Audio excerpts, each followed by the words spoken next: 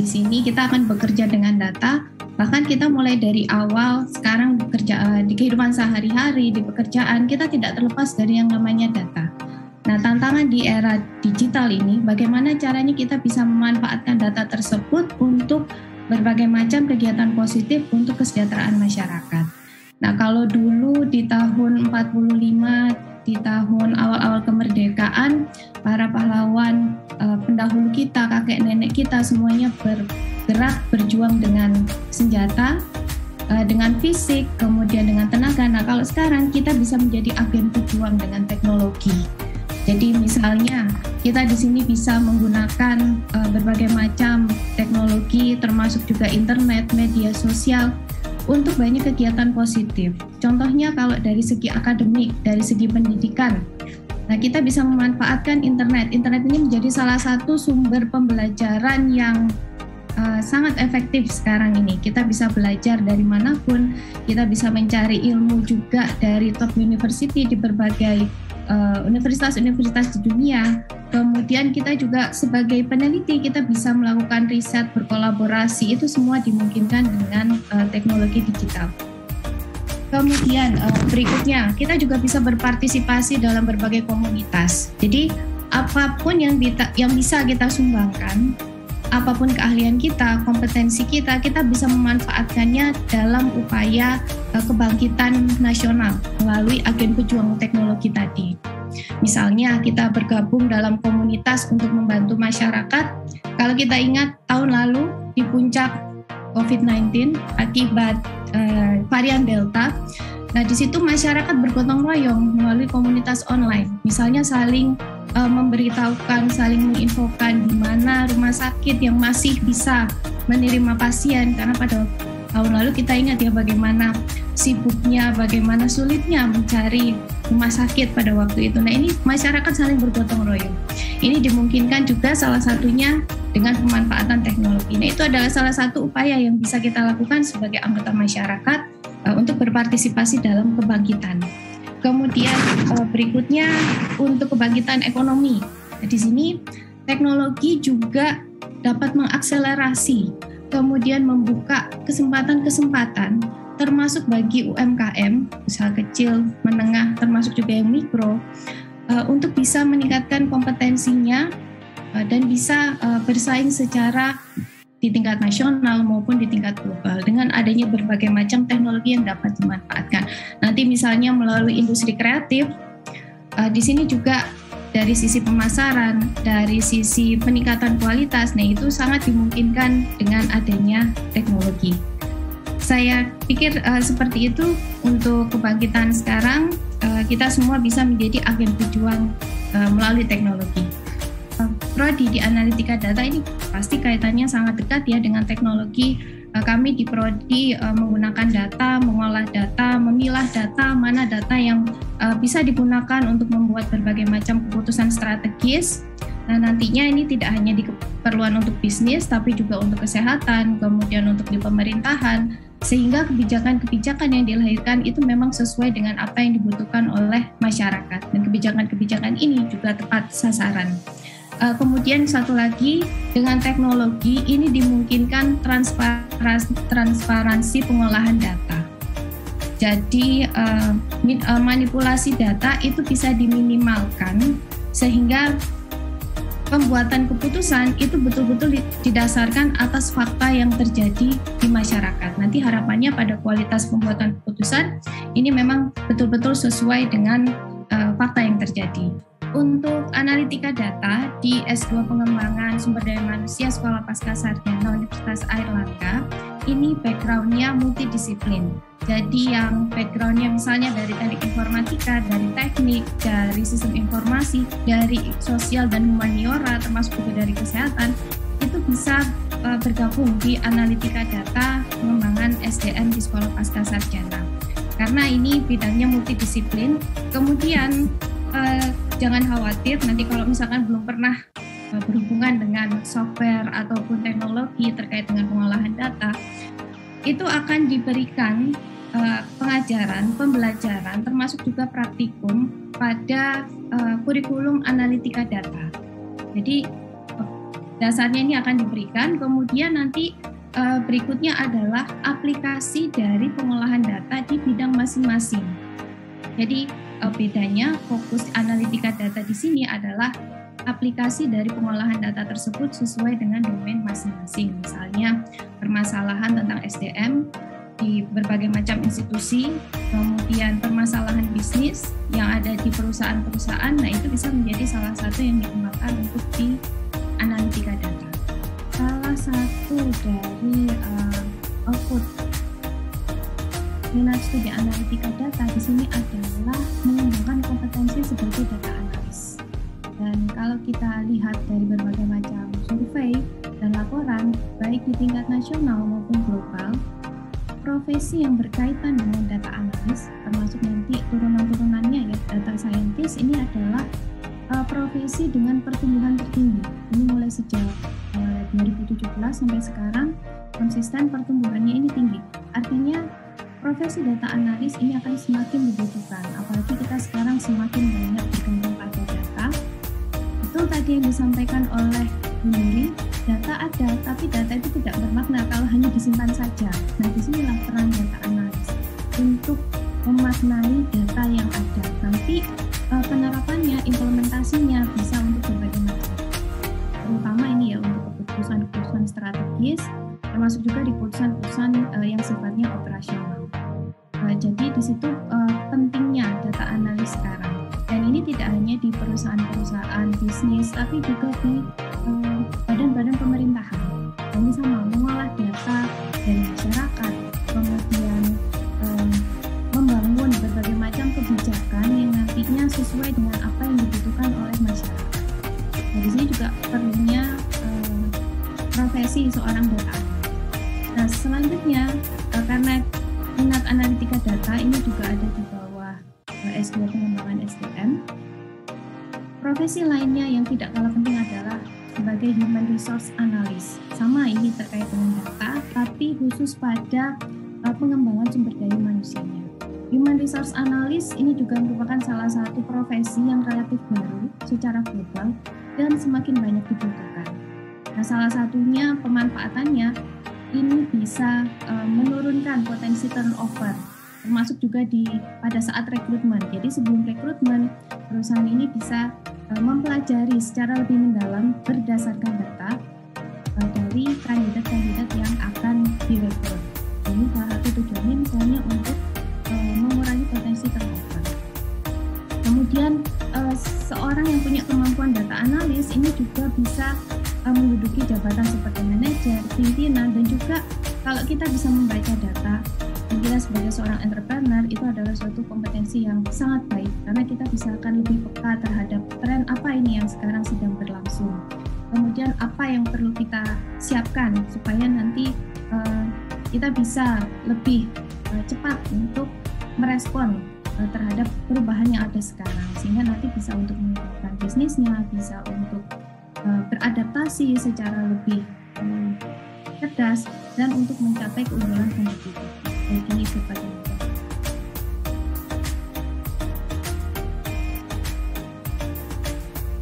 Industri kreatif sekarang memungkinkan kita berwisata secara virtual. Itu sudah jadi bagian roda industri yang cukup potensial saat ini di Indonesia.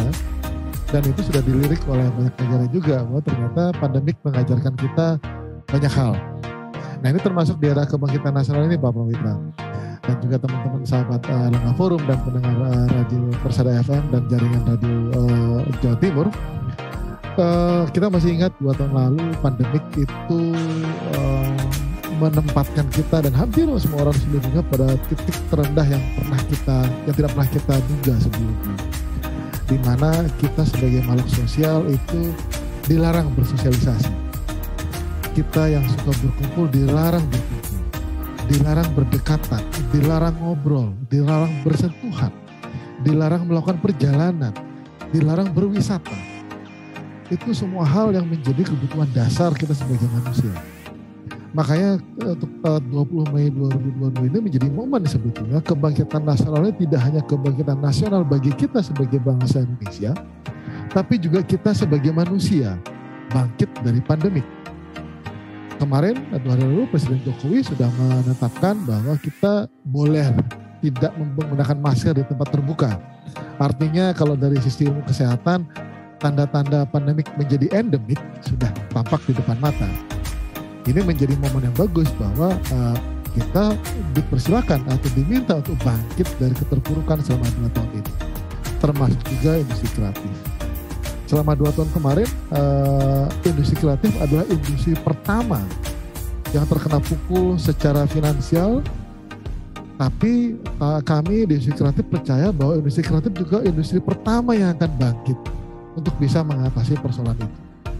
Itulah kenapa Bapak Ibu, teman-teman, kawan-kawan, pendengar semua, ketika masa pandemik banyak sekali terobosan-terobosan, temuan-temuan, kreasi-kreasi dan inovasi-inovasi yang belum pernah kita temui sebelumnya sebelum masa pandemik. Dan itu adalah modal utama yang sangat penting untuk kita masuk ke industri kreatif. Industri kreatif juga menjadi salah satu industri yang sustain, yang bisa bertahan, yang bisa survive, yang bisa melakukan improvisasi dalam segala kondisi.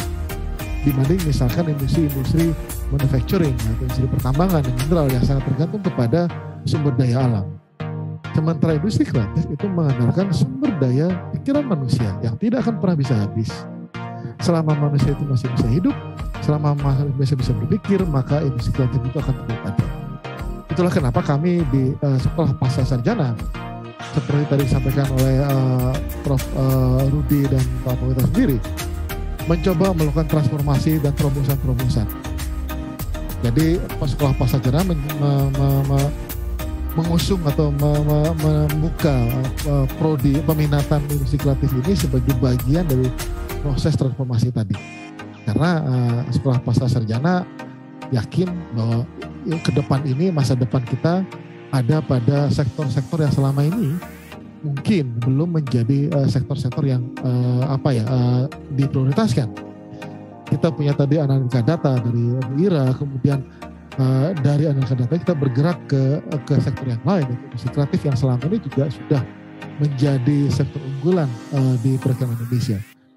Industri digital, industri kreatif secara digital itu yang akan menjadi industri masa depan di Indonesia dan juga termasuk dunia. Patut diakui kita sebetulnya sudah sedikit terlambat dibanding negara-negara lain di Eropa, di Australia maupun negara Asia, termasuk dibanding dengan Singapura, tetangga terdekat kita. Mereka survive dengan industrinya, mungkin tidak punya banyak sumber daya alam, tapi mereka punya banyak pemikiran-pemikiran dan terobosan-terobosan kreatif yang bisa dijual dan tentu menghasilkan pemasukan yang tidak sedikit bagi mereka. Nah, kami di peminatan industri kreatif juga menawarkan hal yang sama untuk mengajak siapapun di antara pendengar yang nanti ingin mendalami atau mengenali atau lebih memfokuskan pada industri kreatif untuk bersama-sama kita belajar di peminatan industri kreatif, berdiskusi dengan para pakar, dengan para praktisi, dan selanjutnya bisa jadi para pendengar itu mendirikan usaha di bidang industri kreatif atau memperdalam keahlian khususnya di bidang manajerial di industri kreatif. Industri kreatif kan berawal dari industri budaya. Kita punya modal budaya yang sangat luas, sangat kuat, sangat luas dan sangat beragam. Kita punya sekian ratus bahasa malah, dan setiap suku bangsa itu punya turunan kebudayaan yang sesungguhnya bisa diolah dan ditransformasikan menjadi komoditas industri.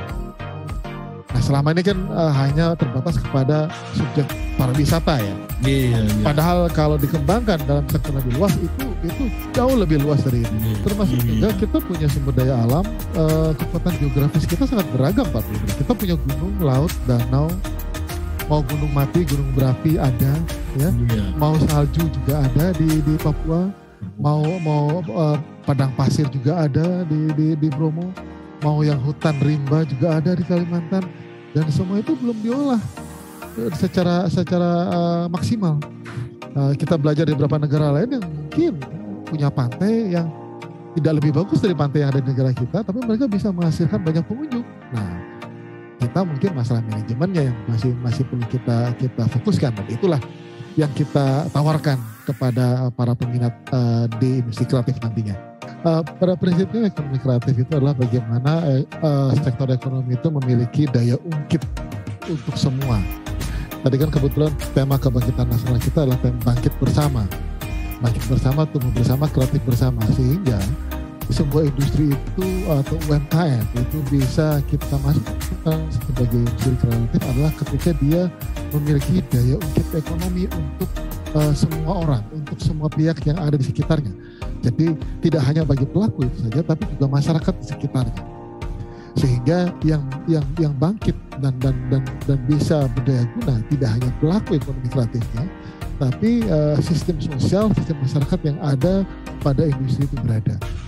Sehingga benar-benar bangkit bersama. Dan yang kedua tentu saja mencoba melihat sebuah produk atau sebuah komoditas itu dari sudut pandang yang berbeda. Jadi tidak hanya berpikir soal cara menjual satu produk kemudian berhenti, tapi bagaimana produk itu bisa sustain, bisa bertahan dan bisa beradaptasi dengan segala kondisi. Kita belajar banyak dari pandemik selama ini. Dulu mungkin sebelum pandemi kita tidak pernah menyangka bahwa makanan sehat, empon-empon, jamu itu menjadi sangat laris, ya kan? Tapi ketika pandemik itu empon-empon, jamu, produk kesehatan itu menjadi produk yang sangat dicari. Kemudian kita tidak pernah menyangka bahwa masker itu menjadi sebuah produk yang bisa menghasilkan nilai guna yang tidak hanya persoalan kesehatan, tapi juga menjadi bagian dari kosmetik, bagian dari fashion.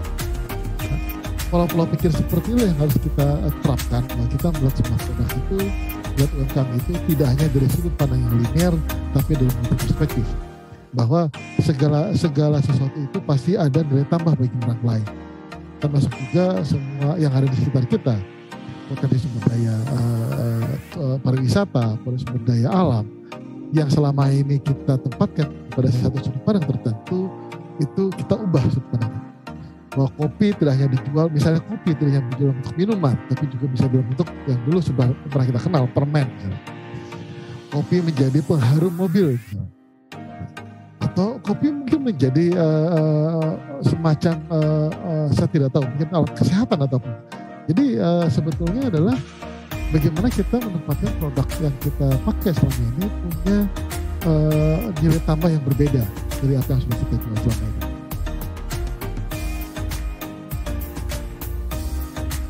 Terkait dengan kebangkitan dan SDM ini, maka kalau kita bicara tentang kebangkitan nasional, maka ini terkait dengan semangat bangkit seperti dikatakan oleh Pak Iga tadi ya, bangkit dari setelah sekian tahun kita mengalami masa pandemi. Nah, semangat bangkit tentunya bangkit untuk memajukan Indonesia, memajukan bangsa Indonesia. Nah, caranya bagaimana? Tentu caranya dengan menciptakan atau mencetak SDM unggul. Nah, SDM unggul itu yang seperti apa? SDM unggul yang mempunyai daya saing, baik daya saing nasional maupun daya saing internasional. Bagaimana caranya? Tentu dengan pendidikan, ya. Pendidikan baik itu pendidikan formal ataupun pendidikan informal. Nah, tentunya juga didukung dengan karakter, ya, karakter bangsa, sikap, perilaku, kemudian daya juang, semangat untuk maju, patriotisme dan sebagainya. Maka dengan adanya hal tersebut, kita harapkan bahwa SDM kita akan menjadi unggul. Sebetulnya kalau kita melihat dari hasil riset dari Bank Dunia ya di 2018, indeks SDM kita atau Human Capital Indonesia itu masih rendah. Urutannya urutan 87 dari 157 negara. Bahkan termasuk yang tertinggal juga untuk dengan beberapa tetangga kita, negara-negara tetangga kita. Nah, Human Capital Index ini ukurannya dari apa aja?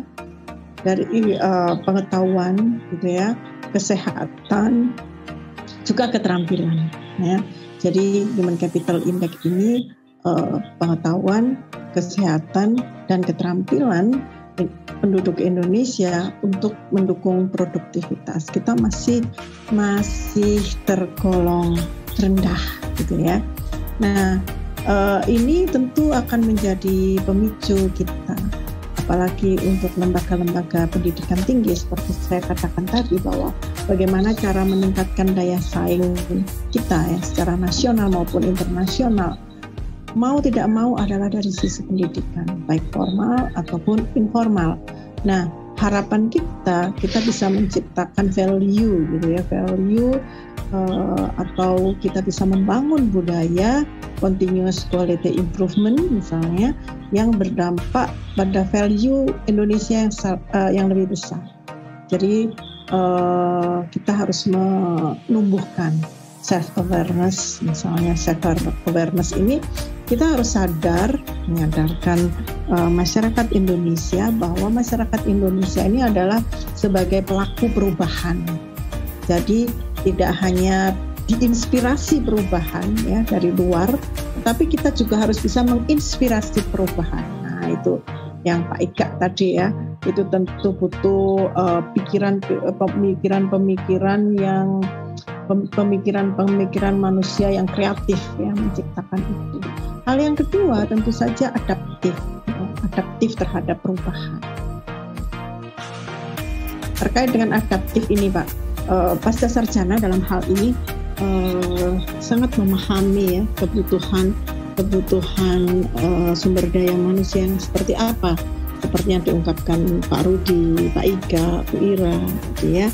Makanya sejalan dengan hal tersebut, program studi magister pengembangan sumber daya manusia mencoba ya, untuk beradaptasi dengan kebutuhan perubahan ini. Kalau sebelumnya kami sudah mempunyai 2 minat studi, yaitu bisnis dan pemerintahan, yang tentunya outputnya adalah akan menghasilkan individu-individu yang profesional ya di level menengah ya, ataupun sampai di level top management baik di perusahaan maupun di pemerintahan. Nah, saat ini kami juga menambahkan gitu ya 3 minat studi yang memang sangat dibutuhkan. Seperti yang tadi dikatakan Bu Ira ya, yang sangat sesuai dengan topik yang sekarang, yaitu di era digital.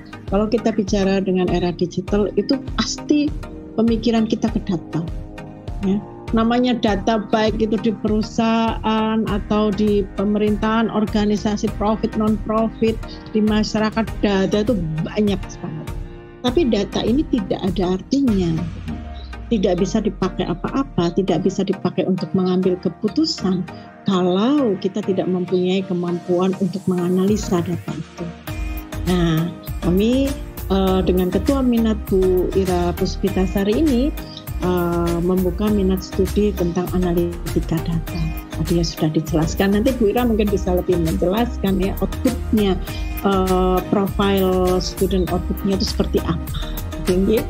Kemudian Pak Ika, wah ini tadi saya katakan bahwa kalau kita mau maju, Indonesia maju, tadi tidak enak banget ya kalau kita dibilang bahwa dari Human Capital Index kita itu 87 dari 150 sekian negara, itu di 157 negara kita urutan 87, itu tidak enak banget gitu ya.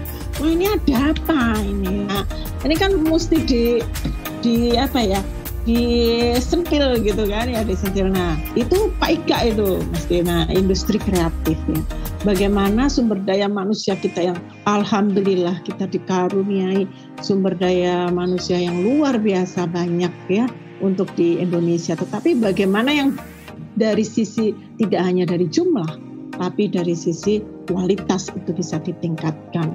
Nah disitulah bagaimana kita bisa mengeksplorasi ya katanya Pak Ika tadi pemikiran manusia gitu ya, sehingga menjadi kreatif ya dengan cara tadi menumbuhkan industri kreatif ya. Ini sangat penting, apalagi kalau kita bicara secara makro mungkin ya Pak Prawitra. Kalau kita bicara secara makro, SDM ini adalah aset negara, penduduk itu adalah investasi gitu ya. Nah, penduduk ini investasi yang bisa digunakan untuk kesejahteraan bangsa, untuk meningkatkan perekonomian, gitu ya. Nah, sehingga kita butuh SDM unggul. Satu lagi sebetulnya minat studi, nanti mungkin kalau Pak Adrianto hadir, nah terkait tadi yang saya katakan bahwa penduduk ini adalah investasi yang bisa digunakan untuk meningkatkan perekonomian. Nah, salah satunya adalah kita sadarin perempuan. Perempuan, ternyata perempuan ini adalah tulang punggung perekonomian di Indonesia ini. Apalagi di UMKM, perempuan ini adalah dia pelaku UMKM tertinggi ya, perempuan kan ya. Nah, kita tahu bahwa perempuan ini kalau saya paling suka ya, saya paling cocok itu dengan kalimatnya Pak Bupati, bahwa perempuan tulang punggung keluarga, ya kan? Nah, pendapatan dari perempuan itu 95% masuk ke keluarga, ya kan? Kalau perempuannya pendapatannya bisa meningkat nih, pasti keluarganya akan sejahtera. Loh, beda sama laki-laki. Nah, ini ada Pak Parawita sama Pak Ika. Pendapatan laki-laki itu katanya cuma 35% loh masuk ke keluarga. Nggak tahu yang 65% kemana. Beda sama perempuan. Artinya dengan kondisi ini bahwa yang perempuan itu punya kans besar untuk bisa meningkatkan perekonomian Indonesia. Makanya kami juga mempunyai minat studi yang namanya pemberdayaan perempuan. Outputnya apa?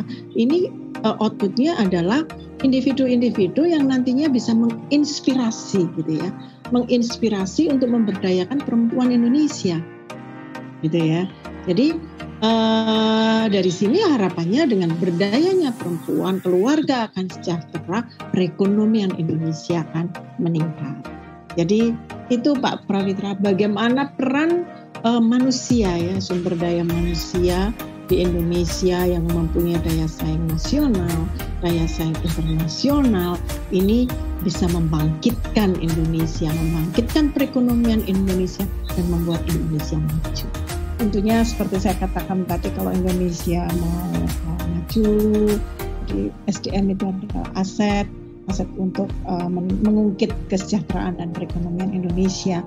Maka kalau kita pandang bahwa SDM atau penduduk itu adalah investasi, kita harus membuat penduduk kita itu unggul, SDM unggul. Ada 3 hal tentunya yang mempengaruhi adalah faktor produktivitas gitu ya. Bagaimana caranya SDM itu menjadi produktif, harus kita olah ya, kemudian harus kita olah, kita latih dengan daya saing yang tinggi sehingga punya daya saing nasional maupun internasional. Kemudian efisien ya, efektif gitu. Nah, itu produktivitas. Kemudian produktif ya, faktor produktif. Faktor yang kedua adalah faktor kesehatan. Nah, bagaimana bisa produktif kalau tidak sehat, gitu kan? Jadi seperti keberhasilan menurut saya adalah keberhasilan pemerintah Indonesia gitu ya, bisa melewati masa pandemi ini. Nah, saat inilah kita mulai harus bangkit gitu ya, setelah masa pandemi yang begitu panjang ya. Nah, ini faktor kesehatan ini juga harus diperhatikan, lebih diperhatikan lagi oleh pemerintah Indonesia. Bagaimana menghasilkan penduduk yang sehat, seperti stunting ya, mulai dari kecil stunting, kemudian juga masalah-masalah kesehatan gizi dan sebagainya. Nah, yang ketiga tentunya pendidikan. Ya, kita tidak bisa lepas dari pendidikan. Nah, pendidikan ini banyak hal yang bisa kita lakukan, seperti yang sudah dijelaskan tadi oleh para ketua minat ya, bahwa sekolah pasca sarjana itu merasa bertanggung jawab juga, merasa harus berperan aktif dalam meningkatkan dunia pendidikan ya, dalam hal ini untuk meningkatkan SDM unggul. Nah, karakternya seperti apa? Kalau ditanya Pak Prawitra tadi, karakter yang seperti apa sih yang bisa menciptakan SDM unggul? Nah, tentunya ini karakter-karakter ini yang nanti yang saya katakan tadi adalah continuous quality improvement gitu ya. Jadi selalu mengimprove menjadi kebiasaan menjadi budaya, gitu, kebiasaan individu harus dibangun budaya-budaya untuk menciptakan kemajuan bangsa, untuk menciptakan SDM unggul. Nah, apa sih bagaimana caranya? Tadi yang saya katakan self-awareness. Self-awareness ini adalah berperilaku sebagai berperilaku sebagai orang yang mau berubah, gitu ya. Perilaku perubahan, gitu. Menginspirasi, tidak hanya diinspirasi, tapi menginspirasi, mengajak orang untuk melakukan perubahan, menginspirasi orang untuk berubah, untuk menjadi orang-orang yang maju, gitu ya, Indonesia yang maju. Kemudian adaptif, tentu saja perubahan lingkungan yang sangat cepat. Ini menuntut orang harus adaptif, gitu ya. Dan yang ketiga tentunya harus kolaborasi. Kolaborasi ini kita harus open mind, gitu ya. Open mind dalam hal ini kita harus melihat dari berbagai sudut pandang yang berbeda. Nah ini alhamdulillah Indonesia ini kebinekaannya tinggi sekali. Harapannya dengan ini maka sudut wawasan orang Indonesia itu harusnya lebih luas karena kita sangat beragam ya. Kemudian juga komunikasi. Nah, terkait dengan kolaborasi, kembali lagi ini pasca sarjana, saya rasa sangat siap gitu ya untuk berkolaborasi dengan berbagai pihak. Kami juga punya ELH, ya, dan kami juga mempunyai unit-unit gitu di pasca sarjana ini. Ada unit research, unit publikasi. Ya. Nah, ini siap berkolaborasi untuk menciptakan Indonesia maju melalui SDM yang unggul.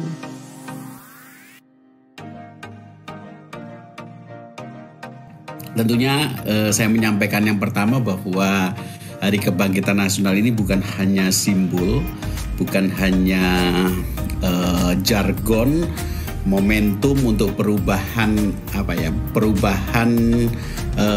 gaya perjuangan pada saat Kebangkitan Nasional Budi Utomo lahir itu adalah diharapkan perjuangan peperangan gitu. Perjuangan pertempuran itu beralih menjadi perjuangan diplomasi gitu. Jadi tahun 2022 ini bukan ke arah sana saja tidak, tetapi memaknai Kebangkitan Nasional ini ada beberapa hal catatan saya. Tentunya yang pertama adalah terkait dengan persatuan kesatuan. Ya, kita paham bahwa sebenarnya ketika misalkan sasarannya adalah perempuan di Jawa Timur, bahwa di Jawa Timur punya 38 kabupaten kota, penduduknya hampir 41 juta dengan komposisi jumlah perempuan dan laki adalah sama. Tapi yang perlu kita pertimbangkan bahwa perempuan yang ada di Surabaya berbeda dengan perempuan yang ada di Sampang, berbeda dengan di Banyuwangi, berbeda dengan di Tuban, di Trenggalek dan sebagainya. Karena kita paham bahwa 38 kabupaten kota ini mempunyai 4 budaya besar. Nah ini intervensinya harus spesifik. Kalau bisa berbasis budaya. Nanti pada konteks pemberdayaan perempuan pun juga demikian. Tidak bisa pemberdayaan perempuan yang dilakukan di Tuban itu diterapkan secara murni di Banyuwangi dan seterusnya. Jadi yang pertama adalah bahwa kita maknai Kebangkitan Nasional itu adalah kita ciptakan persatuan dan kesatuan karena di Jawa Timur terutama itu berbagai keragaman budaya, agama, gaya, bertutur bahasa dan sebagainya. Kemudian yang kedua, memaknai Kebangkitan Nasional di era digital ini adalah bagaimana membangkitkan rasa nasionalisme. Ini penting. Apapun gaya perjuangannya melalui peperangan, mediasi, kemudian melalui jalur politik dan sebagainya, kita bagaimana menumbuhkan nasionalisme. Dan tema yang diangkat oleh Sekolah Pasca Sarjana atau Erlangga Forum ini bagus sekali, yaitu adalah di era digital. Sehingga suka tidak suka membangkitkan nasionalisme dengan cara salah satunya adalah memberdayakan perempuan. Suka tidak suka kita harus melakukan apa yang namanya literasi, kecakapan untuk melihat sesuatu yang bersifat visual, bergerak. Jadi ini pada era sekarang ini jauh lebih efektif literasi ini daripada memberikan sosialisasi, komunikasi yang tradisional. Jadi kalau kita berbicara literasi sudah berbicara masalah inovasi, kita berbicara masalah bagaimana kita membuat startup, ide-ide, gagasan-gagasan yang brilian untuk memberdayakan perempuan. Sekali lagi saya memberikan sebuah contoh bahwa sebenarnya pada era sekarang perempuan ini sudah tidak bisa lagi kita berikan kalau dalam peribahasa kita berikan kail semata ya. Bukannya sekedar kita berikan ikan, itu juga tidak bagus, bukannya sekedar kail tidak. Tetapi pada saat ini adalah bahwa yang paling tepat di dalam konteks literasi, pemberdayaan perempuan itu diberikan ikan kail beserta cara penggunaannya, beserta video-video TikTok, kemudian apapun juga, supaya mereka mampu secara mandiri untuk belajar. Pada keseharian itu saya kaget, saya mempunyai asisten rumah tangga yang sebenarnya tidak bisa memasak, tetapi karena dia dipandu dengan video yang ada di HP-nya dia bisa memasak dengan enak. Jadi kita maknai kebangkitan nasional ini adalah memunculkan banyak literasi. Kemudian yang berikutnya adalah bagaimana memotivasi di dalam peningkatan keterampilan, itu juga dilakukan oleh literasi. Terakhir barangkali Mas Prawita sebagai awal, saya akan mencoba untuk share sedikit bahwa sesungguhnya kebangkitan nasional di dalam era digital ini bukan hanya sekedar ngomong saja begitu, tetapi ada hal-hal yang bersifat kerumitan, kesulitan di dalam melakukan pemberdayaan perempuan. Untuk itu memang SPS mempunyai peminatan pemberdayaan perempuan ini adalah bagaimana alumni S2 PSDM dengan pengambilan peminatan pemberdayaan perempuan ini adalah mampu untuk membuat sebuah keterampilan untuk hasil daripada penelitiannya untuk diterapkan kepada masyarakat dengan berbagai budayanya dan sebagainya. Saya share satu saja dua slide izin.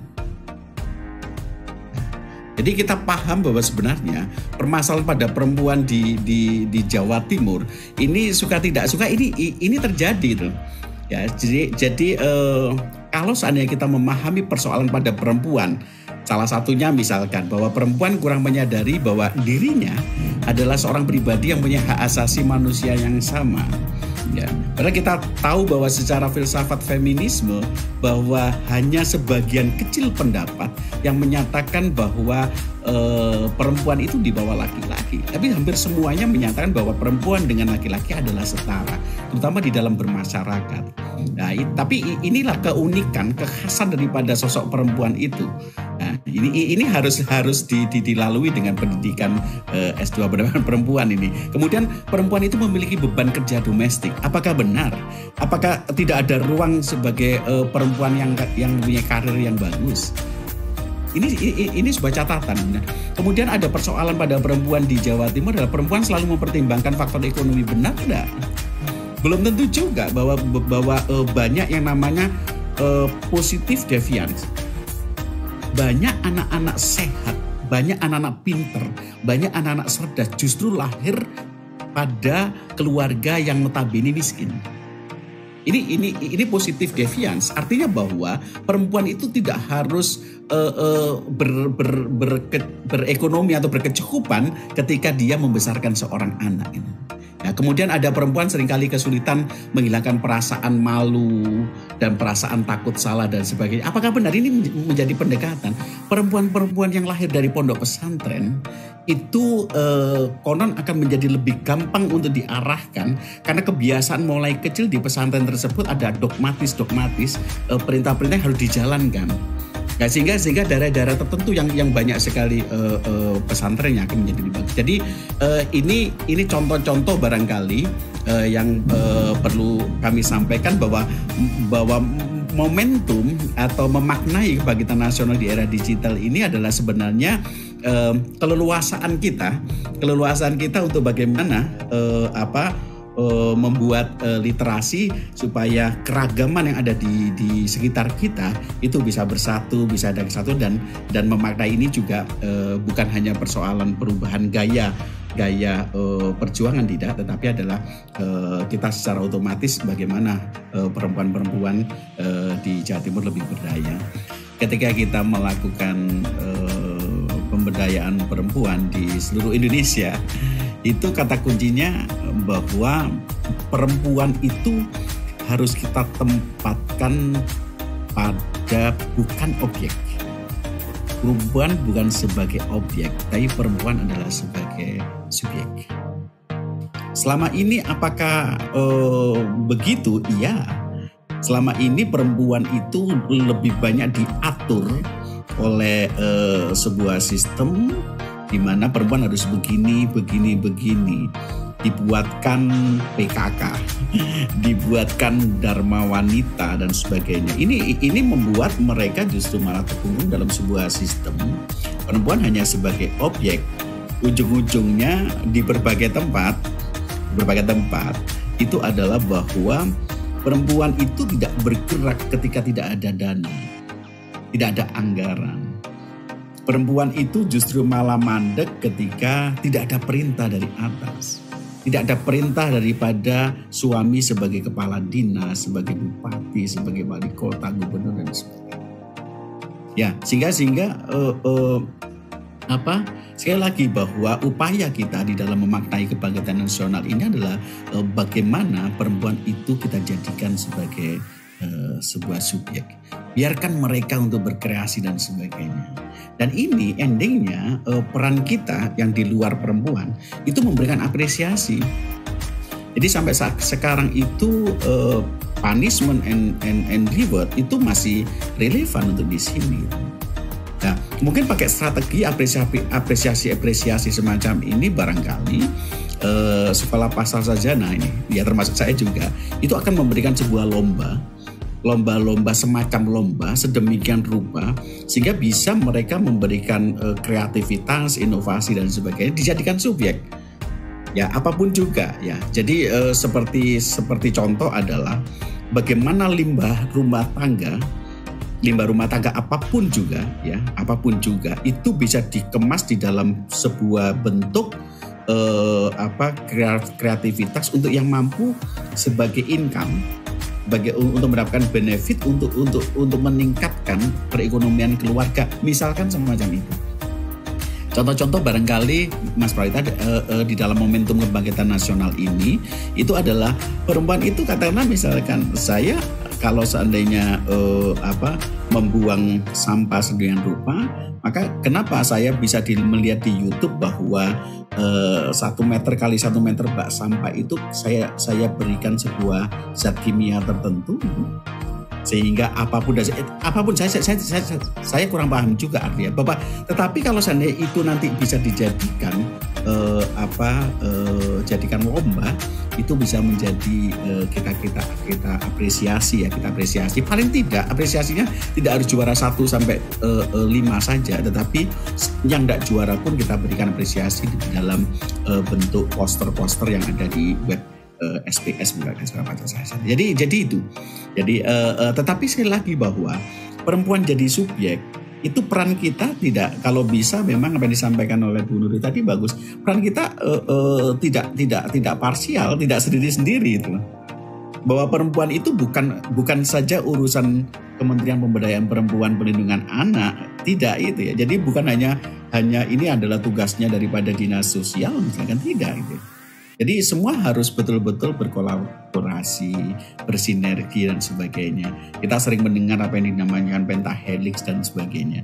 Jika kalau seandainya media juga bersuara di dalam pemberdayaan masyarakat, di dalam pemberdayaan perempuan, kemudian perguruan tinggi semacam kita juga menyampaikan, bahkan dunia usaha pun itu bisa memberikan bentuk apresiasi hadiah. Misalnya ini contoh-contoh sederhana saja, itu akan menjadi lebih bagus. Jadi kata kuncinya Mas Prawita bahwa memaknai ini adalah bagaimana perempuan kita tempatkan sebagai subjek, bukan hanya sekedar objek.